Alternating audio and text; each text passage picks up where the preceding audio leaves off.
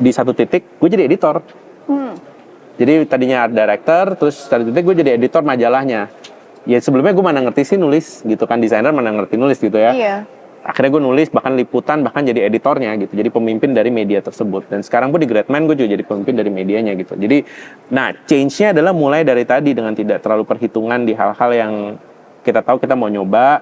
Daripada kita belajar di tempat lain, mending belajar langsung case study-nya. Habis itu bisa langsung jadi portfolio segala. Jadi kan kita bisa expand diri kita lebih.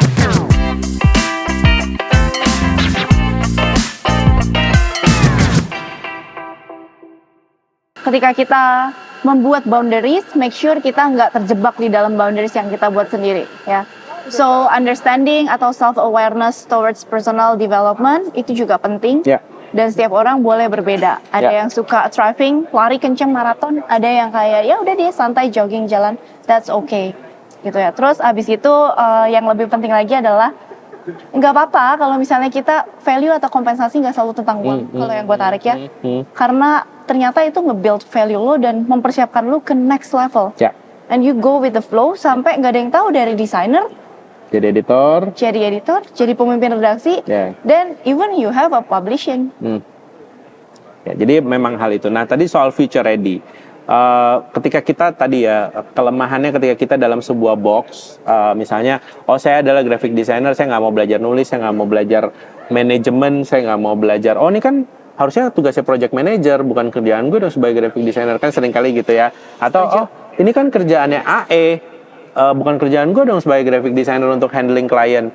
Nanti kalau lu freelance gimana? Lu harus handling klien lu sendiri, ya kan? Yeah. Nah, bicara soal future ready, kita kan tahu ya challenge terbesar kita yang looming adalah AI contohnya lah ya. Jadi penggantian manusia dengan AI gitu, dan sudah terbukti. Kita tadi berpikir bahwa teknologi dan segala macam akan menggantikan manual jobs atau pekerjaan-pekerjaan yang sifatnya administratif gitu kan. Kita mungkin yang jaga booth bisa diganti gitu ya, mungkin kasir gitu kan, clerk gitu, atau administration job yang lain. Tapi kenyataannya kan enggak. Justru yang terancam dulu adalah the creative jobs gitu kan. Sekarang ada yang bisa AI-nya nulis, AI-nya bikin gambar, AI-nya ngedesain, nge-layout, ngedit foto, bikin musik gitu kan. Itu kan wah gila, ternyata kreatif duluan malahan gitu. Bukan administratif ya kan. Nah, one way to updo si AI ini adalah dengan kayak lo tau meme yang kayak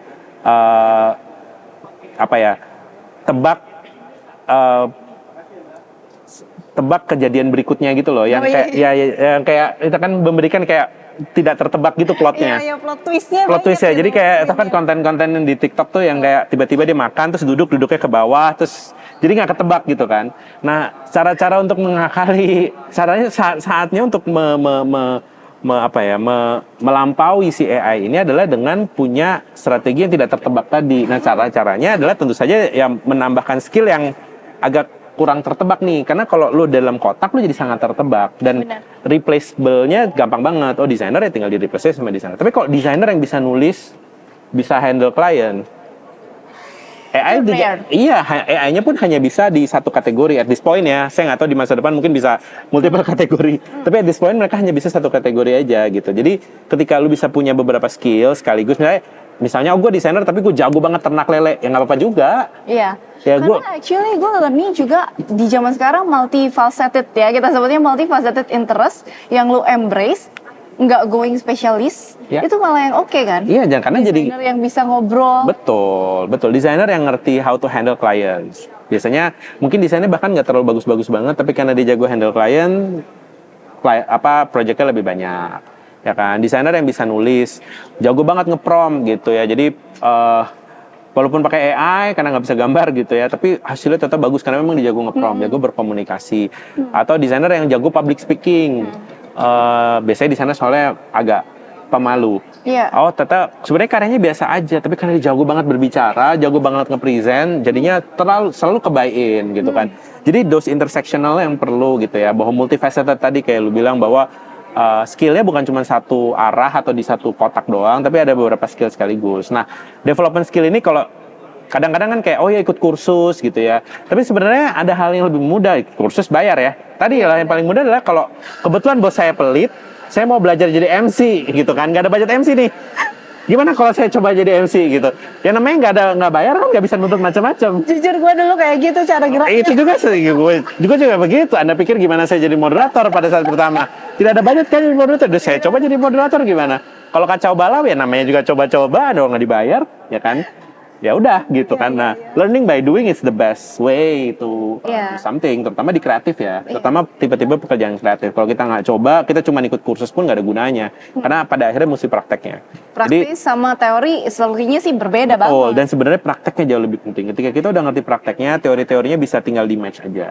Gitu. Nah, kebalikannya kalau kita mau track yang lebih jujur ada track yang lebih ini bukan jujur, tapi track yang lebih ini adalah belajar dulu kursus, ikut sesi, ikut apa, belajar teorinya dulu baru praktek. Ya boleh juga, tapi kan keluar kos buat ikut kursusnya dan seterusnya. Sementara kalau di pekerjaan ada banyak hal. Mau belajar operating kamera, banyak yang mau ngajarin, ya kan? Dan ekosistemnya sebenarnya udah ada di sana, ekosistem for you to learn. Karena kalau teoritis kan lo kayak denger satu arah, kadang-kadang yang ngajarin juga belum tentu yang beneran ngerti. Nah ini sekarang gue balik ke poin berikutnya, di mana bagi business owner seperti Success Yourself gitu ya, atau mungkin business owner yang lain di bisnis kreatif. Kalau kita memang pengen punya anak buah yang mungkin jago gitu ya dan bisa memanage banyak hal di luar dari mereka ini, kita juga harus punya semacam sandbox gitu ya. Jadi kita harus punya kitanya gitu mungkin sebagai business ownernya gitu ya harus punya kelegowoan, misalnya kalau namanya dia juga baru coba sekali, kalau gagal atau kalau kayak hasil tidak memuaskan ya kita harus bisa punya kelegowoan itu gitu dan punya understanding bahwa ya ini dia bisa coba tapi ini dalam konteks yang aman gitu ya, jadi tidak merugikan perusahaan sampai kayak kalau ini misalnya kayak nggak masuk akal juga, misalnya seorang desainer intern lalu diajak meeting sama sebuah proyek besar lalu dilepas gitu aja dia jadi AE tiba-tiba gitu. Kalau kacau balau ya dia nggak dilengkapi, dia tidak di-equip, dia juga tidak diberikan sandbox di mana dia bisa belajar sesuatu yang dari scale yang risikonya lebih rendah gitu. Nah ini bebannya ada di pemilik bisnis gitu untuk menyediakan those safe environment for people to try different thing gitu. Karena kalau environmentnya nggak safe, nyoba sesuatu salah dimarahin, disalahin, terus dimarahin, terus disuruh ganti rugi dan seterusnya ya nggak ada yang mau gitu ya. Atau iya sih dia mau nyoba sesuatu tapi ternyata terus dimanfaatkan sampai akhirnya to the limit kerjaan dia sendiri yang job desk-nya terlunta-lunta, dia masih dituntut itu tapi tiba-tiba ada tambahan another job desk yang gede banget gitu. Nah itu juga nggak make sense gitu. Itu jadinya kita seperti set them to fail ya? Ya, you set them to fail dan itu malah membuat juga anak-anak ini malah dia bakal kapok untuk nyoba itu dan dia nggak mau. Iya dia bilang dia udah nggak mau. Kayak gila, aku stres banget ternyata ya gitu. Iya. Gitu. Dan jadinya trauma malah nggak mau coba lagi. Nggak mau coba lagi gitu. Jadi sebenarnya ini it works both ways. Dan gue juga menyadari kenapa misalnya anak-anak zaman sekarang terlalu mengotak-otakan dan punya boundaries tadi, karena jujur juga banyak mungkin di pertengahan, apalagi pas tech boom di awal-awal gitu ya, banyak juga mungkin beberapa perusahaan atau beberapa startup gitu ya dengan agenda-agenda tertentu agak predatory dalam artian yaudah intern lalu nggak dibayar lalu kerja sampai maksimal gitu ya demi belajar gitu. Nah itu juga I don't think it was good. Kayaknya gitu itu lebih kayak empati leadernya juga sih. Jadi instead of growing dia eksploitasi. Dan ini yang menyebabkan sebenarnya kenapa banyak kecurigaan dari pihak-pihak anak-anak kita, teman-teman kita yang lebih muda gitu lah ya, untuk kayak ini pekerjaan nggak dibayar nih gitu, gua akan dieksploitasi gitu. Padahal sebenarnya lagi-lagi on the other side nggak semuanya juga eksploitasi. If you can get something out of it, bisa jadi itu bukan eksploitasi. Misalnya gain network, misalnya juga gain new skills gitu ya, gain new portfolio gitu. Bisa jadi itu juga bukan eksploitasi gitu. Karena at the end of the day sebenarnya the value attached to yourself juga yang menjalani experience itu. Ya, dan benar, dan pada akhirnya tergantung dari masing pribadi apakah kebetulan di dalam fase hidup gue di titik ini misalnya gue lagi butuh uang gitu ya udah uang akan jadi utama. Tapi kalau I need personal growth, kayak gue stuck nih di bidang ini, ya mungkin kita bisa negotiate on the monetary value supaya kita bisa berkembang ke skill ataupun portfolio baru gitu. That reminds me, jadi gue pernah diceritain sama account director gue dulu. Dia bilang gini, if kalau lo mau, dulu gue dikatain kutu loncat karena pindah-pindah multifasilitas. Dia bilang, kalau lo mau lihat pindah ke kantor selanjutnya, lo harus lihat 3 hal. Satu, apakah lo dapat uang, apakah lo dapat skill, atau lo dapat waktu. Kalau dia tik 2 dari 3, itu akan beneficial buat lo. Tapi kalau dia cuma tik 1, forget it, let it go. So Ya. I think that resonates with what you said. Very much, karena memang kalau di titik ini misalnya ya, kalau bagi gue di antara 3 hal itu apa yang gue kerjakan, gue punya freedom of time karena either karena mungkin privilege karena memiliki bisnis sendiri, ataupun kalau bukan memiliki bisnis sendiri, gue melakukan project yang sifatnya semua mobile dan remote gitu ya. Jadi gue bisa set my own time gitu ya. Jadi gue punya freedom di sisi itu. Yang kedua adalah skillnya jelas expanding, duitnya ya oke lah, tapi nggak yang maksimum terus terang sejujurnya. ngerti. Karena kalau mau maksimum, misalnya gue kalau mau cerita sedikit, pas pandemi gue pernah ditawarin untuk kayak lu kerja tetap aja gitu. Tapi I'm losing the freedom of time gitu ya, dan juga mungkin skill gue akan mentok di kotak dimana kayak gue harus reporting dalam konteks yang sangat-sangat corporate gitu ya. Lalu gue berpikir lagi, lalu gue memutuskan kayaknya gue masih pengen bisa tidur siang atau nonton IMAX hari Senin. Gue jadi tertarik banget deh, lo bilang sebenarnya entrepreneurship is not always about money ya. Karena orang kan zaman sekarang semua mau terjun ke entrepreneurship dengan bayangan, oh itu fast track to success or wealthy. Gue nggak tahu, jelas setiap orang punya journey entrepreneurship sendiri, dan itu pertama. Kedua adalah entrepreneurship tentu saja tujuannya adalah keuntungan. Ngapain lu bikin bisnis kalau nggak ada keuntungannya, ya kan? Ya udah jadi sukarelawan aja, which gue juga lakukan jadi sukarelawan. Jadi gue pernah di other side di mana pro bono dan seterusnya. Tapi namanya bisnis pasti ada keuntungan gitu ya. Jadi poin berikutnya adalah yang gue bilang adalah punya purpose driven mungkin entrepreneurship lah ya gitu. Jadi kayak ada tujuan-tujuan lain selain cuman cuan doang gitu. I see.